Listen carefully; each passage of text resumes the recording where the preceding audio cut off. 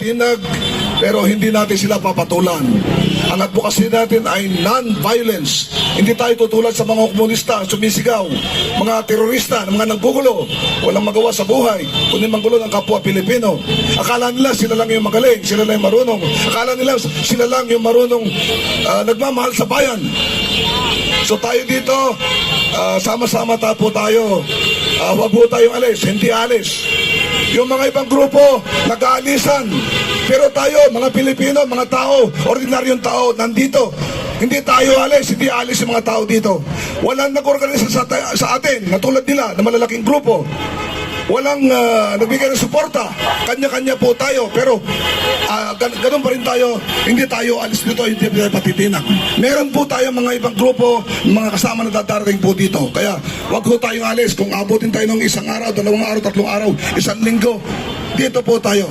Kaya tayo po ay magdadasal, ipagdadasal natin ang mga bayan, ang mga kababayan natin, pati yung mga naliliis ng landas. Ipagdadasal natin yung mga Pilipinong malalim ang hinanakit sa mga nangyayari sa ating bayan. Ipagdadasal natin ang ating gobyerno na sana tugunan nila ang ating hinaing.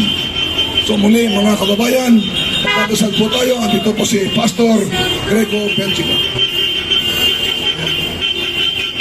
Bago ako manalangin, meron akong gusto ikwento sa inyo. Patuloy niyo lang ang buksan ng inyong mga ilaw. Alam niyo po, merong kwento sa Bible. Ang kwento ni Gideon.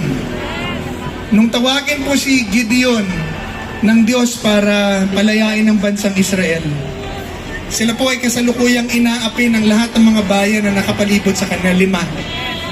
And then finally, kinausap si Gideon ng Diyos. Sabi niya, ikaw, lumaban ka para sa iyong bansa, palalayain ko yan.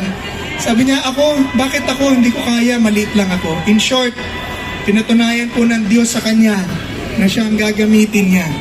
Pinaipon po sa kanya lahat ng mga sundalo, mga lalaki na kayang lumaban sa gera sa kanilang bayan. Nakaipon po siya ng 32,000. Ang ginawa po ng kanyang mga kalaban, 5